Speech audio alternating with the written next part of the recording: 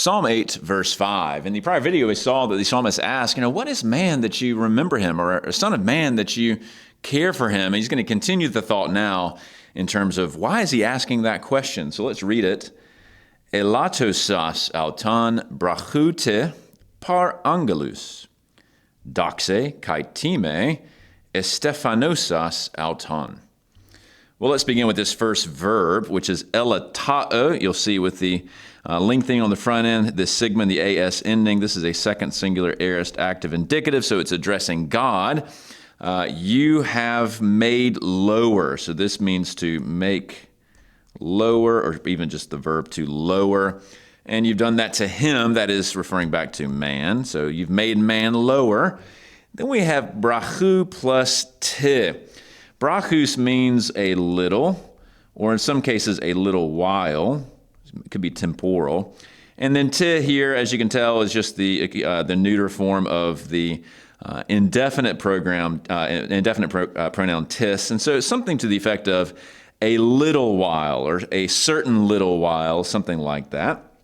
And then par angelus here, than the angels. So you have made him for a little while, or temporarily, or something along those lines, lower than the angels. Now, there's something interesting here. If you look at the Masoretic, you'll see that the word here is actually Elohim. So that would be something like gods, but with the lowercase g.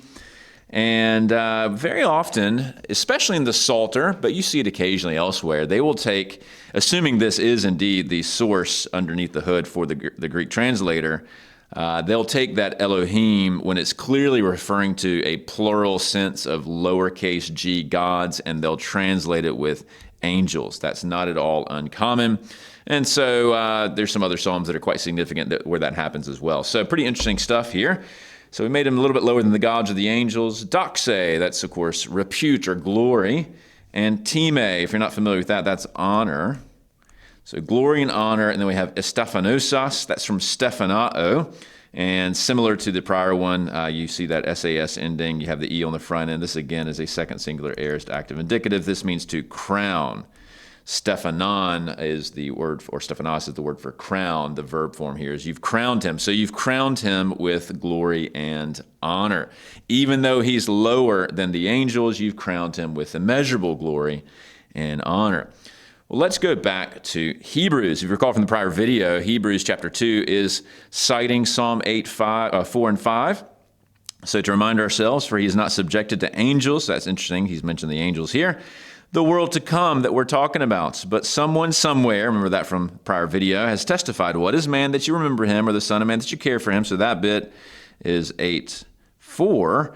Then here's this particular citation. You made him lower than the angels for a short time. And so they're trying to pick up on that brachute. You crowned him with glory and honor. So once again, the wording here is exactly what we see on screen, at least according to the Nestle Aland text. So that's the completion of the thought here, part 2, if you will. Now, what's interesting, though, is that the author of the Hebrews continues and makes the final claim here. Hebrews 2:9 says this, but we do see Jesus, and now we realize that he's now applying this whole psalm to Jesus, made lower than the angels for a short time. So he repeats this wording, and that would be referring, of course, to his incarnation. He's clothed in the flesh. So in a certain sense, while he's on earth in terms of his physicality, like the rest of mankind, he is lower than the angels, even though, of course, he is pre-existent. He's the creator of the angels. But in this respect, in terms of his humiliation, he is lower than the angels, so that by God's grace, he might taste death. That's the key. His lowering is climaxed on the cross. Then crowned with glory and honor because he suffered death and, of course, is resurrected. He ascends, and now he is at the right hand of God, far superior than the angels once he's completed the work of his humiliation. So really interesting that Hebrews draws on this psalm to express the incarnation and how there's a lowering in sort of status, if you will, as to his humanity of Jesus for a time so that he can die. And then, of course, at the end of that, he is imbued with incredible glory and honor where he will be over the angels upon his death and resurrection and ascension. So really lovely way in which Hebrews expounds on Psalm 8.